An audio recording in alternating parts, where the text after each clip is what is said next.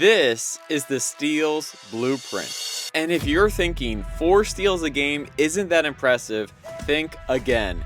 It's more rare than a 100-point game, a 33-game win streak, or 11 NBA championships. Because no player in NBA history has ever done it. In fact, only 10 players have averaged 3 steals a game, and last year we saw Dyson Daniels become number 11. And if we go to the Division I level, just 2 players in the entire country hit 3 steals a game last season.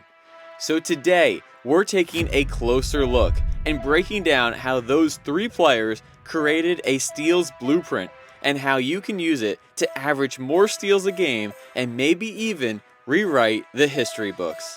Let's dive in. Oh man, what a defensive play. Tremendous defense. Wow. First, I went back and charted all 437 steals from Dyson Daniels, Kellen Tynes, and Hayden Gray. What I found is that steals don't just happen randomly. They follow a pattern. The way you get a steal in the first quarter is completely different than the way you get one in the fourth. That's why I call it the steals blueprint, because instead of just chasing a crazy number of steals, we lay out the framework. You only need 1 steal per quarter. Simple, clean, and now the impossible starts to seem reasonable. And in this video, we'll go quarter by quarter, showing you the steals that show up most often, the techniques behind them, and how you can build your own steals bag to flip games defensively. Starting with the first quarter, where it's all about punishing routine. Across those 3 steal artists, the majority of their steals actually came in the first quarter. Why? Because early in the game, offenses are predictable. They're running scripted sets, swinging the ball without stress, and ball handlers are still warming into the game. That predictability gives defenders the best window to strike.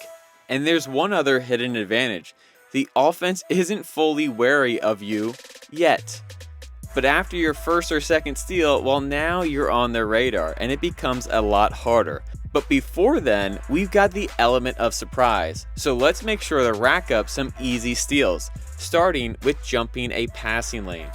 Maybe it's a simple ball reversal, or maybe a play you scouted in practice. Either way, the offense is on autopilot, and you can capitalize. You don't have to gamble just yet. Just anticipate the next pass, hide in the shadows, and be ready to jump through the passing lane. And when it comes to intercepting passes, there's been some debate about what hand you should use. Classic coaches love the inside hand or denial hand steal, but many new age defenders use the outside hand. But honestly, great defenders use both. It really depends on how they are positioned in the gap to start and the quickest path to the ball. Let me know in the comments if you have a preference. Another early game steal can come from pressuring ball handlers who aren't quite ready for your pressure yet. They're still settling into the game, and that's the perfect time to test them. Push up into the ball, swipe at a lazy dribble, and force them to prove they can take care of it. In fact, a lot of first quarter steals come from simply putting surprise pressure on these cold ball handlers. And finally, not every first quarter steal is flashy. A lot of them come from just being in the right spot at the right time. These are the steals that come from disciplined defense. And that discipline is important to setting up more opportunities later in the game. Because first, you just need to see if their offense can handle tight on-point rotations before you start doing anything else, because solid positioning can still turn into easy takeaways. I love this clip. Hayden rotates to cover up the big, but on the kick out, he's already sprinting to recover to his man, and he gets there just in time to deflect that pass.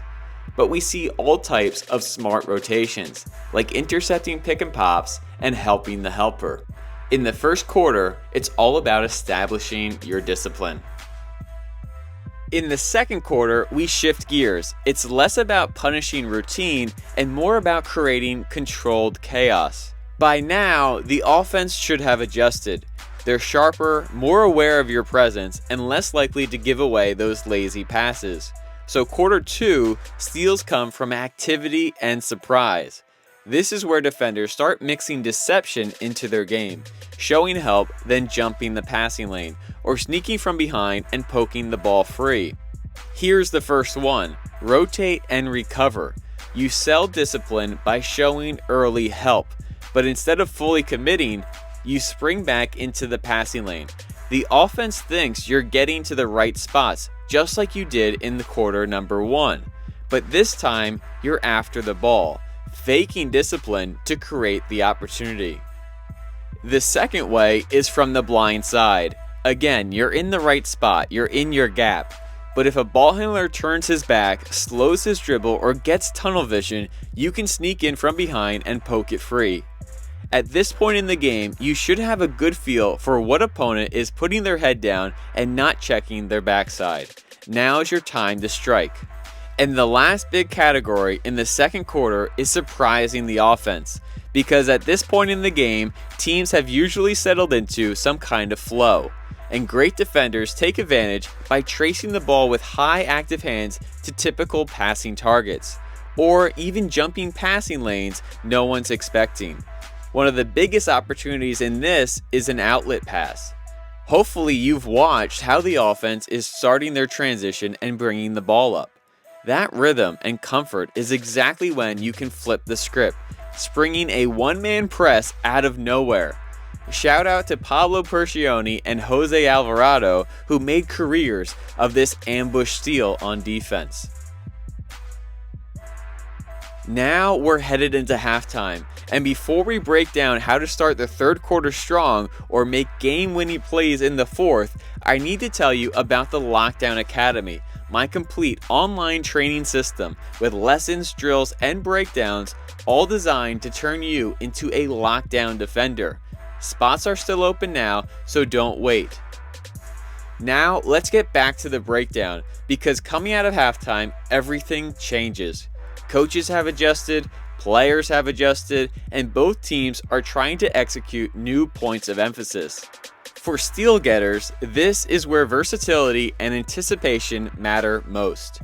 Quarter 3 steals aren't just about habits or surprise, they come from studying the game and making halftime adjustments.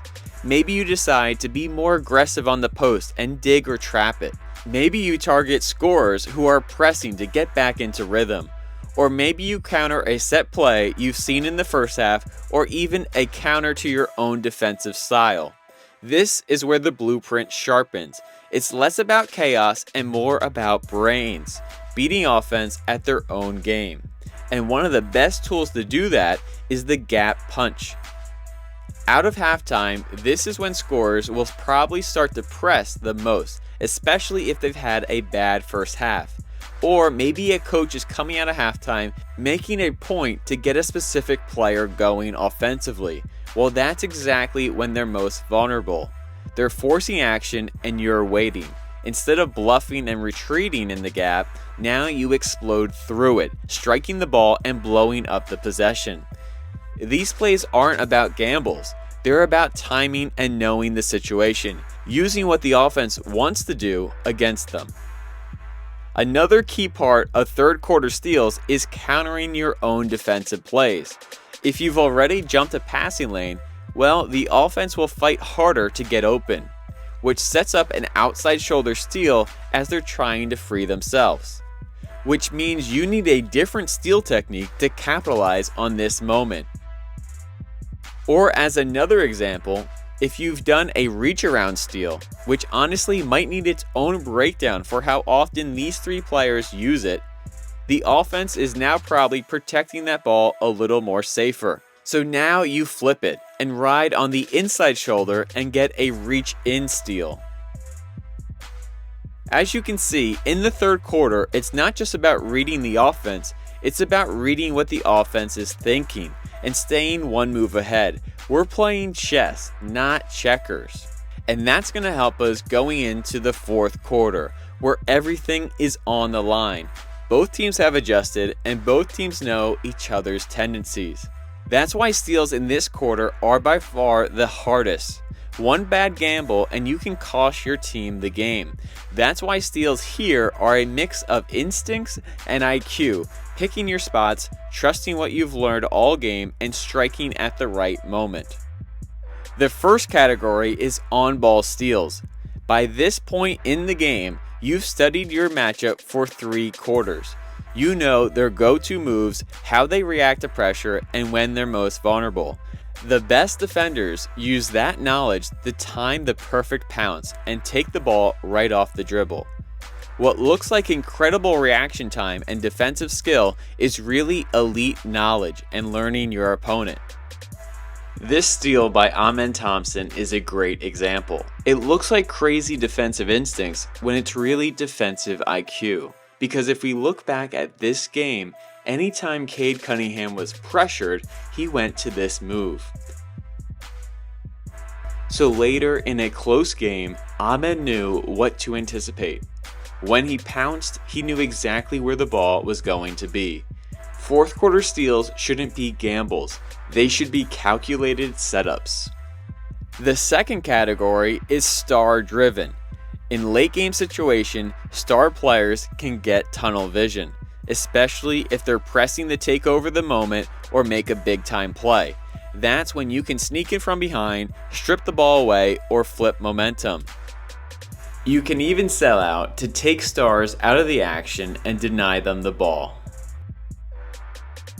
But you must always remember, the fourth quarter is primarily about discipline and playing from the right spots, because rotations and positioning create just as many steals as gambling does, especially when everything is on the line for the offense. Being in the right spot, well, that's how you make winning plays without risking anything easy. And that's how you win games while continuing to terrorize the other team. All 4 quarters, 1 play at a time. That's the steals blueprint. In the first, punish routine. In the second, create chaos. In the third, outthink your opponent. And in the fourth, capitalize on the moment. Averaging 4 steals a game might seem daunting, but broken down, it's just 1 steal a quarter, 1 play at a time. And that's the beauty of defense. You can take the game into your own hands on any given night.